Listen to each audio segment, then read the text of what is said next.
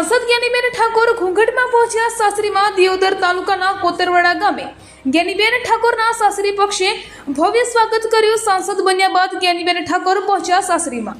જ્ઞાનીબેન ઠાકોરે પરંપરાગત ચાલતો વારસો ઘૂંઘટ તાણવાનો બનાસકાંઠામાં ચાલી રહ્યો છે, ત્યારે જ્ઞાનીબેન ઠાકોરે તાણ્યો લાંબો ઘૂંઘટ। જ્ઞાનીબેન ઠાકોરના આભાર વિધિમાં પટ્ટા ખેલાઈયા આવ્યા, મૂડમાં મન મૂકીને નાચ્યા।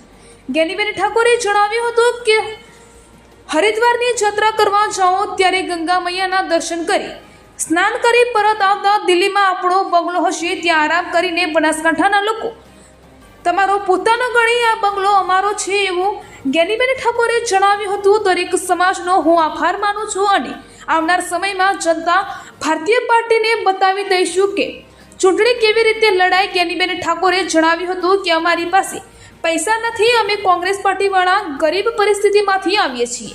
ખૂબ આભાર માનું છું। આખા વિસ્તારમાં પ્રચારમાં ગઈ ત્યારે આ વિસ્તારમાં બધે જ મેં કીધું હતું કે હું આ કુંવાસી તરીકે નહીં પણ એક બહુવાર તરીકે તમારી પાસે જુવારું માગવા આવી છું। વિવેકપૂર્વકની વાત અને વિવેકપૂર્વકનો જ્યારે આદર મળ્યો હોય ત્યારે ભાઈ ઠાકરસિંહભાઈએ કહ્યું કે આ ગૌરવ એ સમગ્ર બનાસકાંઠાની 18 આલમ 36 કોમે, ચાહે ઠાકોર સમાજ હોય કે કોતરવાડા ગામ હોય, તમને બીજા સમાજોએ મોટા કર્યા છે। 18 આલમ 36